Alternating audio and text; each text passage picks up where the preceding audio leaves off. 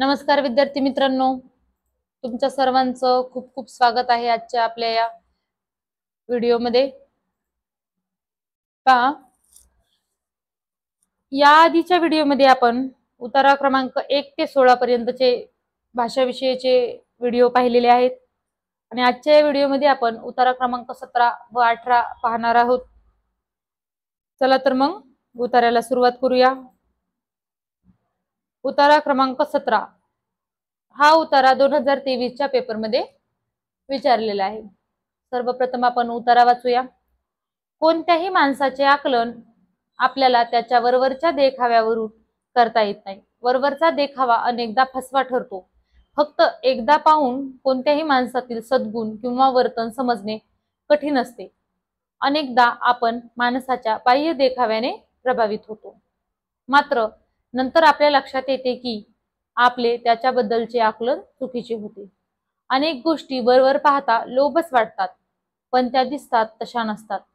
त्यामुळे आपण माणसाच्या किंवा वस्तूच्या मूळ स्वभावाला समजून घेतले पाहिजे।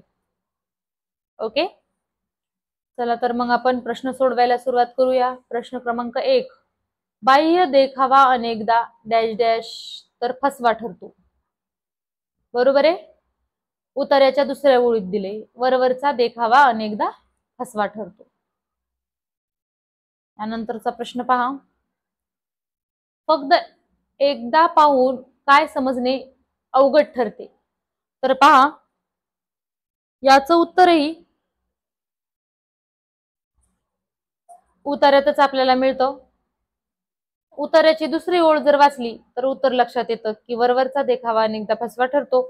फक्त एकदा पाहून कोणत्याही माणसातील सद्गुण किंवा वर्तन समजणे कठीण असते। म्हणजे काय की एखाद्याचे सद्गुण फक्त एकदा पाहून त्याचे सद्गुण आपल्याला ठरवता येत नाही। याचा अर्थ आहे पर्याय क्रमांक 3। यानंतरचा प्रश्न पहा, प्रश्न क्रमांक 3,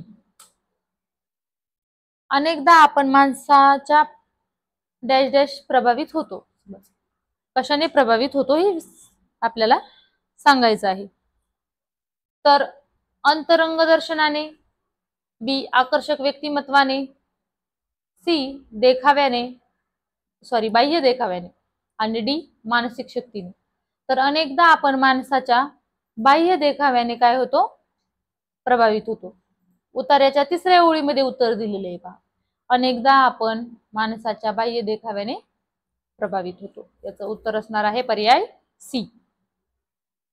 यानंतरचा प्रश्न पाहू, प्रश्न क्रमांक 4, लोभस शब्दाचा समानार्थी नसलेला शब्द। आता इथेही समानार्थी नसलेला शब्द विचारले पहा। लोभस म्हणजे सुंदर, लोभस म्हणजेच देखना, लोभस म्हणजेच प्रिय, लोभस म्हणजे कुरूप नाही।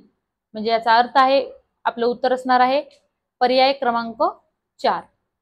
ओके, यानंतरचा प्रश्न पाहू, प्रश्न क्रमांक 5।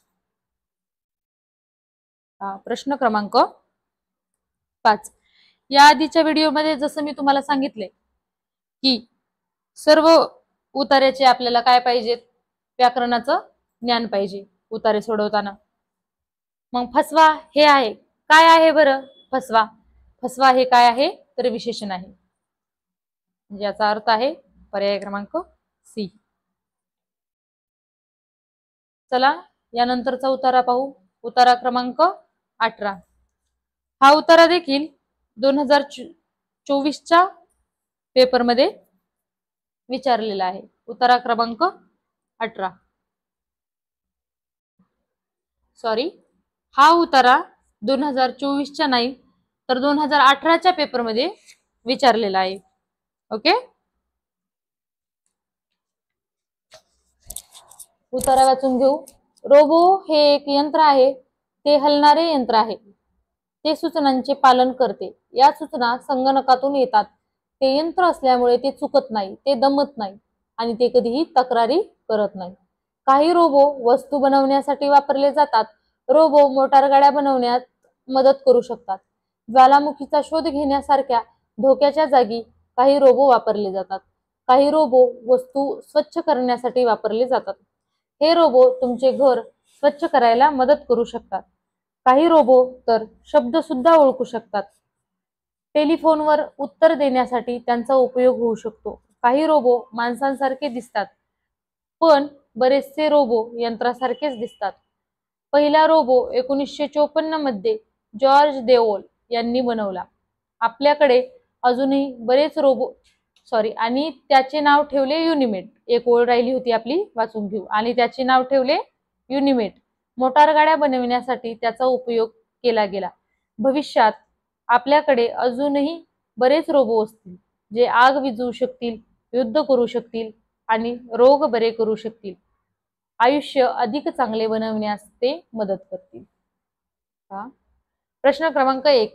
पहिल्या खऱ्या रोबोचे नाव काय होते?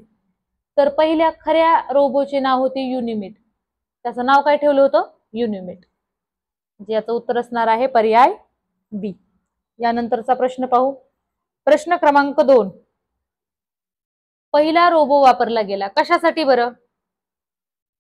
पहिला रोबो कशासाठी बनवला गेला किंवा वापरला गेला? तर टेलिफोनवर उत्तर देण्यासाठी, का बी ज्वालामुखीचा शोध घेण्यासाठी, पर्याय सी वस्तू साफ करण्यासाठी, का पर्याय डी मोटारगाड्या बनवण्यासाठी? तर पहिला रोबो हा मोटारगाड्या बनवण्यासाठी वापरला गेला. म्हणजे याचं उत्तर असणार आहे पर्याय डी. यानंतरचा प्रश्न पाहू. प्रश्न क्रमांक 3. शोध लावणे या अर्थाचा उतार्यातील शब्द सांगा. शोध लावणे याचा अर्थ काय असणार आहे बरं? शोधून काढणे.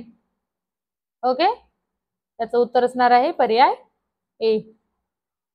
प्रश्न क्रमांक 4. धोकादायक शब्दाच्या विरुद्ध अर्थाचा शब्द आहे.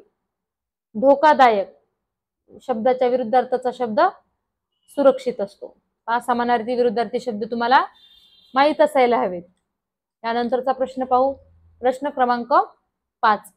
पहिला रोबो केव्हा बनवला गेला? पहिला रोबो 1954 मध्ये जॉर्ज देओल यांनी बनवला. याचं उत्तर असणार आहे पर्याय क्रमांक ए 1954 म्हणजेच 1954. पहा विद्यार्थी मित्रांनो, आजच्या या व्हिडिओमध्ये आपण उतारा क्रमांक 17 व 18 पाहिलेला आहे आणि पुढच्या व्हिडिओमध्ये आपण उतारा क्रमांक 19 व 20 पाहणार आहोत. या आधीचे व्हिडिओ देखील तुम्ही पाहिले नसतील तर ते पाहून घ्या. भेटूया मग पुढच्या व्हिडिओमध्ये. तोपर्यंत सर्वांना धन्यवाद.